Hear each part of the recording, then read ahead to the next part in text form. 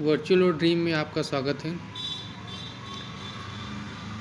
CTET और TET के लिए बाल विकास एवं शिक्षा शास्त्र मोस्ट इम्पॉर्टेंट क्वेश्चन है। 50 क्वेश्चन, अगर आप इसमें से 30 क्वेश्चन हल कर ले जाते हैं तो आपकी पढ़ाई अच्छी हुई है। चलिए देखते हैं पहला क्वेश्चन। बालक का विकास परिणाम है वंशानुक्रम, वंशानुक्रम तथा वातावरण की अंतःक्रिया, आर्थिक कारकों का। तो इसका आंसर क्या होगा? वंशानुक्रम तथा वातावरण की अंतःक्रियाओं का। ठीक है, पहला आंसर सी आंसर इसका सही होगा। आगे चलते हैं। विकास कभी न समाप्त होने वाली प्रक्रिया या विचार किससे संबंधित है? एकीकरण सिद्धांत से, निरंतरता से।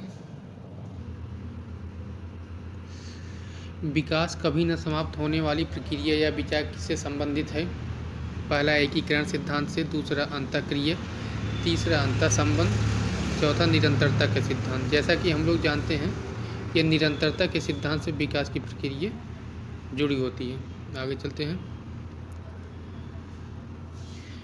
व्यक्तिगत विद्यार्थी एक दूसरे के डांट में भिन्न होते हैं। विकास दर में, वृद्धि एवं विकास के सिद्धांतों में, विकास क्रम में, विकास की सामान्य क्षमता में। जैसा कि हम लोग जानते हैं कि विकास दर में भिन्न होते हैं। किसी का जल्दी विकास होता है, किसी का टाइम लगता है। ठीक है, आगे चलते हैं। लॉरेंस कोहलवर्ग के विकास क्षेत्र में शोध के लिए जाने जाते हैं संज्ञानात्मक, शारीरिक, गामक एवं नैतिक। जैसा कि हम लोग जानते हैं लॉरेंस कोहलवर्ग विकास के नैतिक शोध के लिए जाने जाते हैं। आगे चलते हैं। मैकडूगल के अनुसार मूल प्रवृत्ति जिज्ञासा का संबंध संवेग कौन सा है? मोस्ट इम्पॉर्टेंट क्वेश्चन मैकडूगल के अनुसार। इसमें भ्रम, भय, घृणा, आश्चर्य और भूख। जैसा कि हम लोग जानते हैं जिज्ञासा का संबंध आश्चर्य से होता है। ठीक है, इसका आंसर आश्चर्य होगा। आगे चलते हैं। एक अध्यापक की दृष्टि में कौन सा कथन सर्वोत्तम है? प्रत्येक बच्चा सीख सकता है। बी, कुछ बच्चे सीख सकते हैं। सी, अधिकतर बच्चे सीख सकते हैं। डी, बहुत कम बच्चे सीख सकते हैं। जैसा कि हम लोग जानते हैं कि बच्चे में सीखने की प्रवृत्ति होती है, तो प्रत्येक बच्चा कुछ न कुछ वह जरूर सीखता है, चाहे वह मंद बुद्धि का हो, चाहे वह तीव्र बुद्धि का हो। ठीक है, इसका आंसर होगा प्रत्येक बच्चा सीख सकता है। आगे चलते हैं। मनुष्य जीवन का आरंभ मूलतः घटित होता है दो कोष में, केवल एक कोष में, कई कोष में, कोई कोष में नहीं। इसका होगा मनुष्य जीवन का आरंभ अगर देखिए केवल एक कोष में होता है। ठीक है, इसका आंसर केवल एक कोष होगा। आगे चलते हैं। गामक विकास से हमारा तात्पर्य मांसपेशियों के विकास के तथा पैरों के उचित उपयोग, मस्तिष्क और आत्मा से, अधिगम और शिक्षा से, प्रशिक्षण और अधिगम से, शक्ति और गति से। जैसा कि हम सबको पता है कि गामक क्रिया जो होती है शक्ति और गति के कारण होती है मांसपेशियों में। ठीक है, आगे चलते हैं। डांट की अवस्था तक बालक की दृष्टि एवं श्रवण इंद्रियां पूर्ण विकसित हो चुकी होती हैं। 3 से 4 वर्ष की अवस्था में, 6 से 7 वर्ष की अवस्था में, 8 से 9 वर्ष की अवस्था में, या इनमें से कोई नहीं। जैसा कि हम लोगों को पता है कि 8 से 9 वर्ष की अवस्था में पूर्ण विकसित हो चुकी होती है इंद्रियां। ठीक है, आगे चलते हैं। इस अवस्था में बालकों में नई खोज करने की और घूमने की प्रवृत्ति बहुत अधिक बढ़ जाती है। शैशवावस्था में आप जानते हैं कि बिल्कुल गलत। उत्तर बाल्यावस्था, किशोरावस्था, प्रौढ़ावस्था। इसमें पूछ रहा है कि घूमने की प्रवृत्ति अधिक बढ़ जाती है, मतलब शुरुआती तौर पर, तो उत्तर बाल्यावस्था उसका आंसर होगा। ठीक है, आगे चलते हैं। तर्क, जिज्ञासा तथा निरीक्षण शक्ति का विकास होता है किस आयु में? 11 वर्ष, 7 वर्ष, 9 वर्ष और 6 वर्ष। जैसा कि हम लोगों को मालूम होता है कि तर्क, जिज्ञासा और निरीक्षण का विकास 11 वर्ष की आयु में हो जाता है। ठीक है, आगे चलते हैं।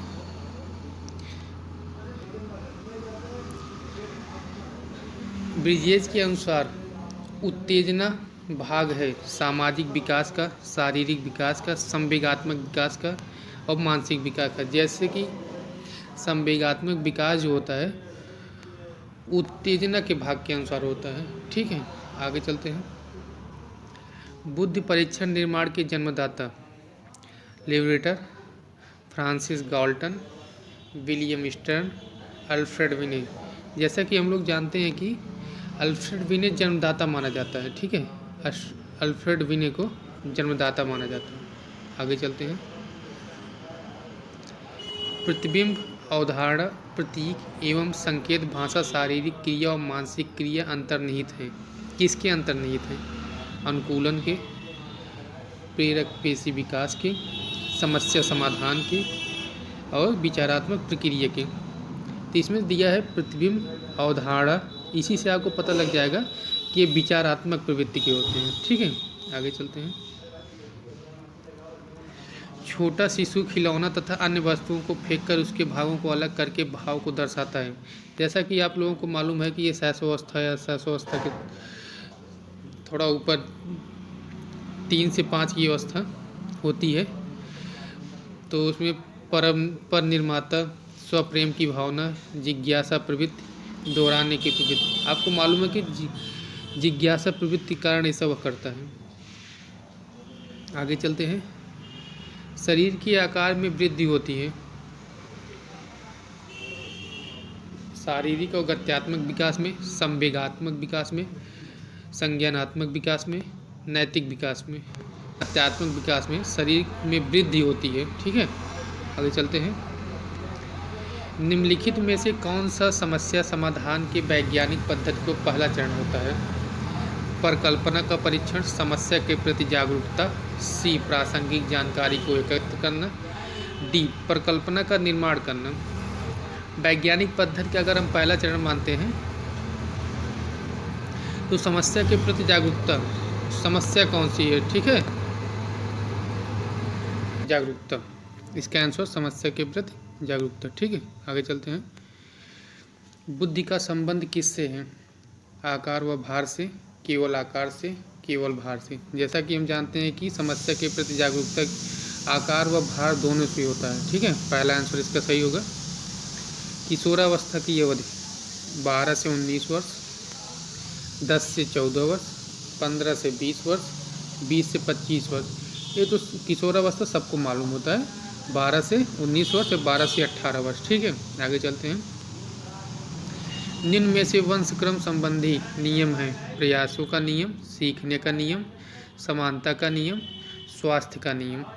जैसा कि हम लोग जानते हैं कि समानता का नियम जो होता है वो वंशक्रम संबंधी होता है, सी। ठीक है, आगे चलते हैं। बुद्धि एवं विकास में क्या संबंध है? एक दूसरे के विरोधी होते हैं, एक दूसरे के समान होते हैं, एक दूसरे के पूरक होते हैं। तो उपरोक्त सभी, अगर इसमें हम देखें विकास और वृद्धि जो है एक दूसरे के पूरक होते हैं। ठीक है, आगे चलते हैं। बाल विकास का सही क्रम, मोस्ट इम्पॉर्टेंट क्वेश्चन है, गलती कर देते हैं बच्चे। प्रौढ़ावस्था, किशोरावस्था, बाल्यावस्था, पूर्व किशोरावस्था, मध्य किशोरावस्था, उत्तर किशोरावस्था, बाल्यावस्था, किशोरावस्था, प्रौढ़ावस्था। तो पहले बाल्यावस्था आता है इसमें, उसके बाद किशोरावस्था आता है, उसके बाद प्रौढ़ावस्था आता है। तो इसका सी आंसर सही होगा। ठीक है, आगे चलते हैं। 123वां क्वेश्चन, विकास में वृद्धि से तात्पर्य क्या है? ज्ञान में वृद्धि, संवेग में वृद्धि, वजन में वृद्धि, आकार, सोच समझ, कौशल में वृद्धि। जैसा कि इस क्वेश्चन में समझ में आ रहा है, आकार में, सोच में, समझ में और कौशल सभी में वृद्धि होगी। ठीक है, तो इसका आंसर डी होगा। आगे चलते हैं। शारीरिक विकास का क्षेत्र स्नायुमंडल, स्मृति, अभिप्रेरणा, समायोजन। शारीरिक विकास का क्षेत्र स्नायुमंडल में होता है। ठीक है, आगे चलते हैं। मानसिक विकास को प्रभावित करने वाले कारक, वंशानुक्रम, परिवार का वातावरण, परिवार की सामाजिक स्थिति, उपरोक्त सभी। मानसिक विकास की अगर बात करते हैं तो उसमें वंशानुक्रम महत्वपूर्ण है, परिवार का वातावरण कैसा है ये भी महत्वपूर्ण है, परिवार की सामाजिक स्थिति, आर्थिक स्थिति कैसी होती है ये भी महत्वपूर्ण है, इसलिए इसका आंसर उपयुक्त डी होगा। ठीक है, आगे चलते हैं। सीखने की प्रोजेक्ट विधि किस अवस्था के लिए उपयोगी है? देखिए, प्रोजेक्ट विधि जो होती है वो बाल्यावस्था के लिए उपयोगी होती है, पूर्व बाल्य के लिए भी उपयोगी होती है और किशोरावस्था के लिए उपयोगी होती ही है। तो इसका आंसर होगा उपयुक्त सभी। ठीक है, आगे चलते हैं। बाल्यावस्था होती है, इसमें गलती कर देते हैं समझने में, तो इसे समझ लीजिए 5 वर्ष, 12 वर्ष, 21 वर्ष, इनमें से कोई नहीं। बाल्यावस्था जो होती है 6 से 12 वर्ष के लिए होती है। ठीक है, तो इसका आंसर 12 वर्ष। आगे चलते हैं। निम्नलिखित में से कौन सी किशोरावस्था की मुख्य समस्याएं हैं? देखिए, किशोरावस्था की संवेग समस्याएं, शारीरिक परिवर्तन की समस्याएं, समायोजन की समस्याएं। अगर इसका हम आंसर लगाना चाहें तो उपरोक्त सभी, इसका आंसर उपरोक्त सभी। आगे चलते हैं। विकास शुरू होता है बाल्यावस्था में, प्रसव पूर्व अवस्था में, पूर्व अवस्था में, शैशवावस्था में, पूर्व बाल्यावस्था में। जैसा कि हम लोग जानते हैं, प्रसव पूर्व अवस्था से ही विकास शुरू हो जाता है जब बच्चा भ्रूण की अवस्था में होता है। ठीक है, तो इसका प्रसव पूर्व अवस्था। आगे चलते हैं। परिपक्वता का संबंध, अगर परिपक्वता हम देखना चाहते हैं तो विकास, वृद्धि, सृजनात्मक सूचना। देखो, परिपक्वता जो आती है तो विकास, जब आपका विकास होगा तो आपके अंदर परिपक्वता आती जाएगी। इसका आंसर विकास होगा। ठीक है, आगे चलते हैं। वृद्धि एवं विकास का मुख्य सिद्धांत, तत्परता का नियम, एकता का नियम, व्यक्ति का अंतर का सिद्धांत, इनमें से कोई नहीं। अगर वृद्धि एवं विकास का सिद्धांत के बारे में हम बात करते हैं तो व्यक्ति का अंतर का सिद्धांत ही विकास का सिद्धांत होता है। ठीक है, आगे चलते हैं। विकास कैसा परिवर्तन है? गुणात्मक, रचनात्मक, गणनात्मक, नकारात्मक। अगर हम विकास की बात करते हैं तो विकास गुणात्मक होता है। ठीक है, रचनात्मक और गणनात्मक, नकारात्मक, नकारात्मक तो बिल्कुल नहीं होगा। इसका आंसर गुणात्मक होगा। ठीक है, आगे चलते हैं। निम्न में से कौन सा विकास का सिद्धांत है? सभी की दर विकास दर से समान होती है? नहीं होती है। ध्यान दीजिए, नहीं होती है। ठीक है, विकास हमेशा रेखीय प्रतीत होती है, यह निरंतर चलने वाली प्रक्रिया नहीं है। विकास की सभी प्रक्रियाएं अंतर संबंधित होती नहीं है। देखिए, तो विकास जो होता है, सभी की विकास दर समान नहीं होती। आप लोग जानते हैं कि किसी का कम, किसी का ज़्यादा होता है। ठीक है, अगर बात करते हैं विकास हमेशा रेखीय होती है, बिल्कुल गलत। विकास ऐसा होता है। ठीक है, और बात करते हैं अगर यह निरंतर चलने वाली प्रक्रिया नहीं है, बिल्कुल चलने वाली प्रक्रिया है। विकास की सभी प्रक्रियाएं अंतर संबंधित नहीं है। देखिए, नहीं अगर है होता तो ये वाला सही हो जाए। ठीक है, आगे चलते हैं। इसका आंसर होगा विकास की दर समान नहीं होती है। आगे चलते हैं। किस आयु काल में मानसिक विकास अपनी उच्चतम सीमा पर पहुंच जाता है? देखिए, किशोरावस्था, अगर आपको मालूम होगा तो किशोरावस्था में मानसिक विकास उच्चतम सीमा पर होता है। तो किशोरावस्था हमारा 12 से 18 वर्ष होता है। तो अगर हम इसमें देखते हैं 15 से 20, आप इसमें 10 से 15 कर सकते हैं, 10 से 20, 20 से 25, 5 से 10। अगर इसका हम करते हैं तो थोड़ा इसमें गलत है, इसको आप बना लीजिए 15 से 20। ये 10 से 15 जो है, इसको 15 से 20 कर लीजिए, 12 से 20 कर लीजिए। ठीक है, इसका आंसर 12 से 20 होगा। आगे चलते हैं। मनोविज्ञान सामान्यतः मानव डाट से संबंधित होता है, भावनाओं से, विचारों से, आचरण से। आपका सामान्यतः मनोविज्ञान सभी से, इसका आंसर डी होगा। आगे चलते हैं। शिक्षा को किसी व्यक्ति की अपनी ज़िंदगी डाट बनाने में सक्षम बनाने वाली होनी चाहिए। बेहतर, संतोषजनक, सार्थक, सभी संबंधितों के लिए महत्वपूर्ण। देखिए, जब आप शिक्षा ग्रहण करते हैं तो आपकी सभी संबंधित आकांक्षाएं कह लीजिए पूर्ण होनी चाहिए। तो इसका आंसर डी होगा। आगे बात करते हैं। शिक्षा का मुख्य उद्देश्य व्यक्ति के डाट का विकास करना है। ज्ञान का विकास, शरीर का विकास, व्यक्तित्व का विकास, बुद्धिमत्ता का सिद्ध। तो इसका अगर हम बात करते हैं शिक्षा का मुख्य उद्देश्य अगर, तो ये व्यक्तित्व का विकास करता है। ठीक है, आगे चलते हैं। एक अच्छी उपलब्धि जांच का एक अभिलक्षण निम्नलिखित में से क्या नहीं है? विधिमान्यता, विश्वसनीयता, द्व्यर्थकता, वस्तुनिष्ठता। जैसा कि हमें पता होता है कि द्व्यर्थकता जो होता है जांच का एक अभिलक्षण होता है। आगे चलते हैं। बच्चे का पहला शिक्षक कौन होता है? आपको मालूम ही होगा कि माता पिता, परिवार। जब वह बच्चा शुरू में सीखता है तो अपने माता पिता या परिवारजनों से सीखता है। आगे चलते हैं। निम्नलिखित में से किस एक प्रोजेक्ट सहायता सामग्री नहीं माना जाता? तो आपको पता होगा, अगर पता नहीं है तो ब्लैक बोर्ड। ठीक है, एक प्रोजेक्ट सहायक सामग्री नहीं मानी जाती ब्लैक बोर्ड को। ठीक है, इसको नॉर्मल रूप में माना जाता है। आगे चलते हैं। अनुसंधान से पता चलता है कि डाट की सीखने की प्रक्रिया में एक प्रबल चर है, संभवतः योग्यता से भी ज़्यादा महत्वपूर्ण चर है। तो इसमें क्या होगा? उपेक्षा, अनभिज्ञता, अभिप्रेरणा, निरुत्साहन। जैसा कि आप लोगों को मालूम होगा कि अनुसंधान से पता चलता है कि अभिप्रेरणा उसकी सीखने में एक प्रबल चर होता है। ठीक है, आगे चलते हैं। स्कूल पुस्तकालय का डाट का एक शैक्षिक तंत्र है। अल्प मूल्य, थोड़े मूल्य, ज़्यादा मूल्य, विचारणीय मूल्य। पुस्तकालय जो होता है वो विचारणीय मूल्य के लिए होता है। ठीक है, एक शैक्षिक तंत्र होता है लेकिन विचारणीय मूल्य के लिए होता है। आगे चलते हैं। समूह में और सहभागिता द्वारा सीखने के अभ्यासों को निरुत्साहित किया जाना चाहिए। देखिए, निगेटिव मार्किंग कभी नहीं होती, इसमें निगेटिव मार्किंग नहीं होती। तो शुरू में ही आप देख लीजिए निरुत्साहित है, तो इसका आंसर गलत हो जाएगा। अनदेखा किया जाता है, बिल्कुल नहीं अनदेखा किया जाना चाहिए। प्रोत्साहित किया जाना चाहिए, बिल्कुल सहभागिता द्वारा सीखने में प्रोत्साहित किया जाना चाहिए। तो इसका आंसर सी सही होगा। आगे चलते हैं। भारत सरकार ने बच्चों के लिए मुफ्त एवं अनिवार्य शिक्षा अधिनियम किस वर्ष लागू किया था? मोस्ट इम्पॉर्टेंट क्वेश्चन है। 2006, 2007, 2008, 2009। देखिए, 2009 में भारत सरकार द्वारा 6 से 14 वर्ष के बच्चों के लिए निःशुल्क शिक्षा अपनाई गई, तो लागू किया गया नियम। ठीक है, आगे चलते हैं। राष्ट्रीय पाठ्यचर्या की रूपरेखा 2005 के अनुसार निम्नलिखित स्वभाव में डाट की है।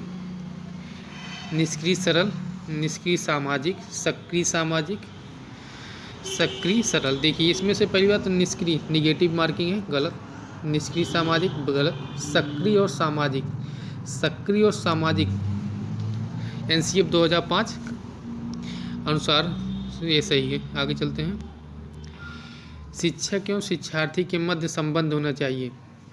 देखिए, स्नेह का, विश्वास का, सम्मान का, ये तो पॉजिटिव है। ठीक है, जब पॉजिटिव आंसर होगा तो इसका आंसर डी आंसर होगा। आगे चलते हैं।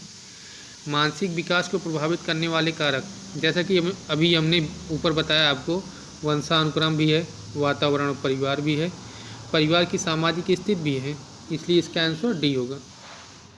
आगे चलते हैं। एक बच्चे की मानसिक आयु 12 वर्ष एवं वास्तविक आयु 11 वर्ष है, तो उसकी बुद्धि लब्धि क्या होगी? जैसा कि हमने पिछले वीडियो में आपको बताया था कि मानसिक आयु 12 वर्ष, वास्तविक आयु 10 वर्ष, मीन्स 10 वर्ष का बालक, उसकी मानसिक आयु 12 वर्ष हो चुकी है, तो उसकी IQ लेवल जो होगी ज़्यादा ही होगी, तो इसमें आंसर होगा 120। ठीक है, अतिश्रेष्ठ बालक होगा। परिपक्वता का संबंध विकास से, वृद्धि से, सृजनात्मकता से, रुचि से। जैसा कि आप लोग जानते हैं, परिपक्वता विकास के कारण आता है। ठीक है, अभी ऊपर आप एक फिर क्वेश्चन आ गया है। आगे चलते हैं। बाल्यावस्था जो होती है आपको मालूम होगा, बाल्यावस्था 6 से 12 वर्ष की होती है। वीडियो देखने के लिए धन्यवाद।